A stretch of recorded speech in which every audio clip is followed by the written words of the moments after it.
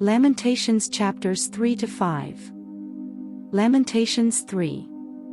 I am the man who has seen affliction. By the rod of the Lord's wrath. He has driven me away and made me walk in darkness rather than light. Indeed, he has turned his hand against me. Again and again, all day long. He has made my skin and my flesh grow old, and has broken my bones. He has besieged me and surrounded me with bitterness and hardship. He has made me dwell in darkness, like those long dead. He has walled me in so I cannot escape. He has weighed me down with chains. Even when I call out or cry for help, he shuts out my prayer. He has barred my way with blocks of stone. He has made my paths crooked, like a bear lying in wait, like a lion in hiding. He dragged me from the path and mangled me, and left me without help. He drew his bow, and made me the target for his arrows. He pierced my heart with arrows from his quiver. I became the laughingstock of all my people. They mock me in song all day long. He has filled me with bitter herbs, and given me gall to drink.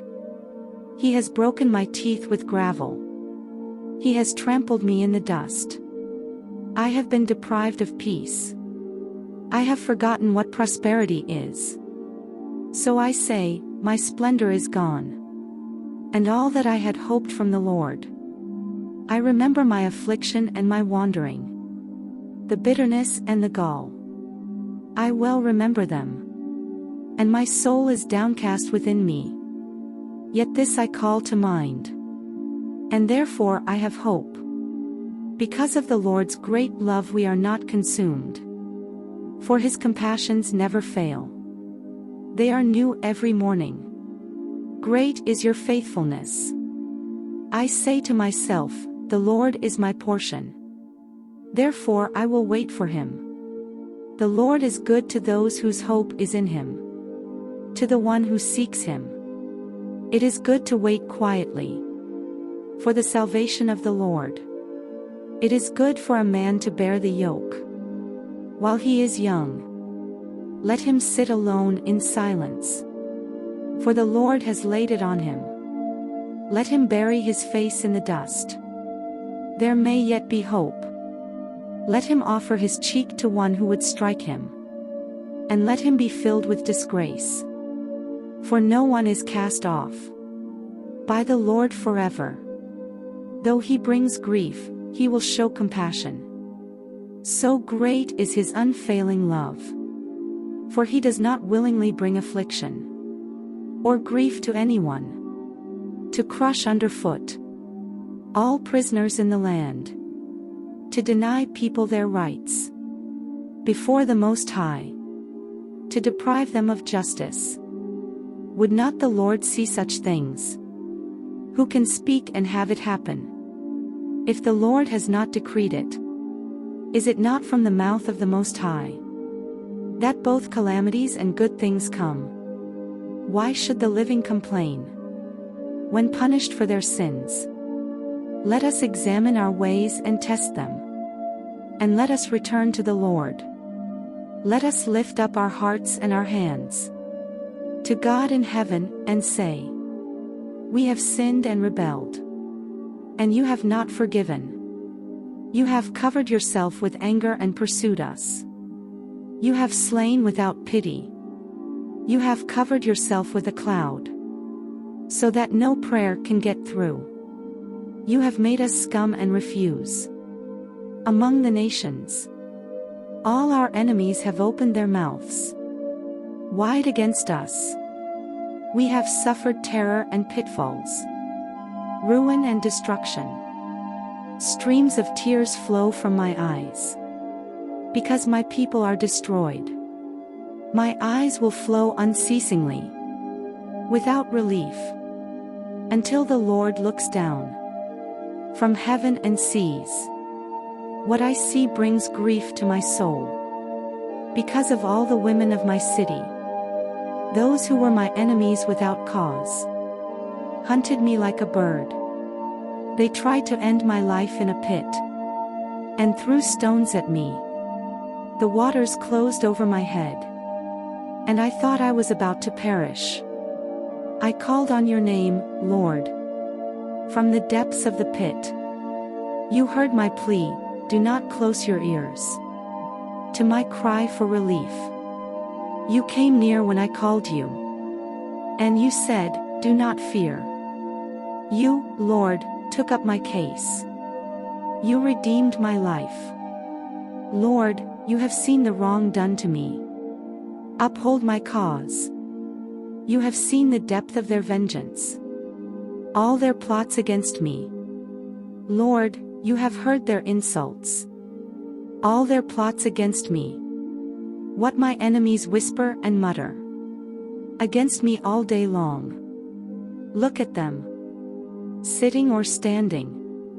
They mock me in their songs. Pay them back what they deserve, Lord, for what their hands have done. Put a veil over their hearts, and may your curse be on them. Pursue them in anger and destroy them from under the heavens of the Lord. Lamentations 4. How the gold has lost its luster. The fine gold become dull.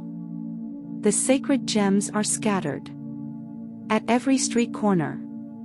How the precious children of Zion, once worth their weight in gold, are now considered as pots of clay, the work of a potter's hands.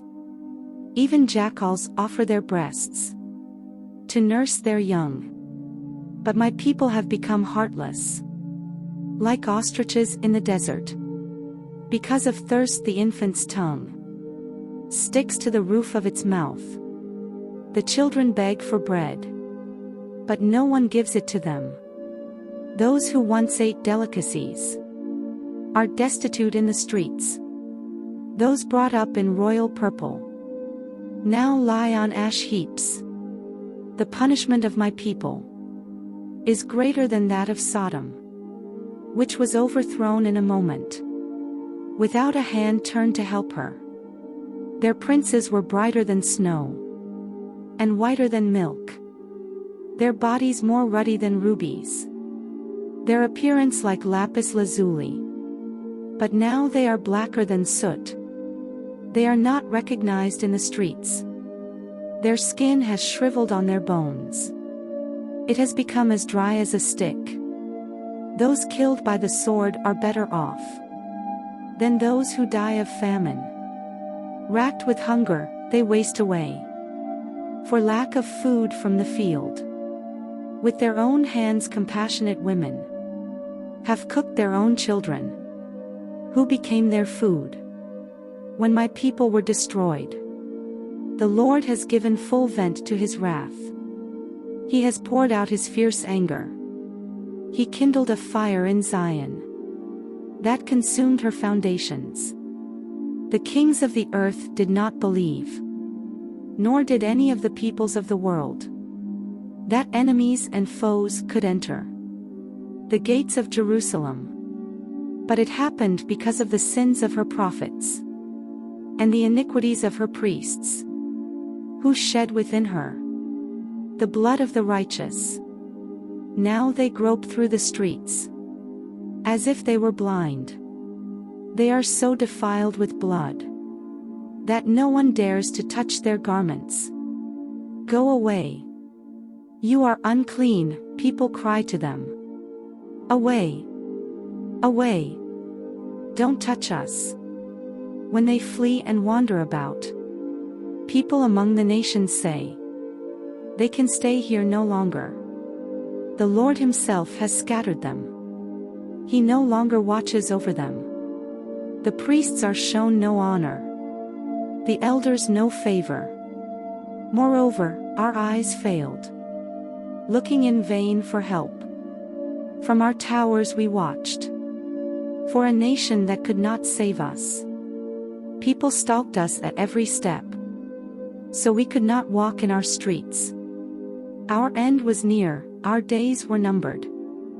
For our end had come. Our pursuers were swifter than eagles in the sky.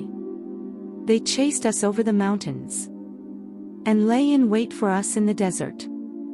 The Lord's anointed, our very life breath, was caught in their traps. We thought that under his shadow we would live among the nations. Rejoice and be glad, daughter Edom, you who live in the land of Uz. But to you also the cup will be passed. You will be drunk and stripped naked.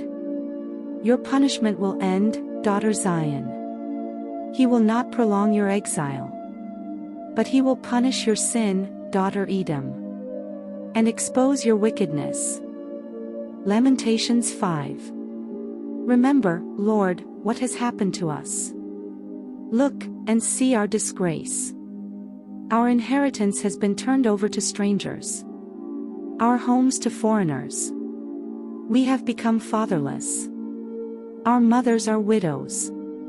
We must buy the water we drink. Our wood can be had only at a price. Those who pursue us are at our heels.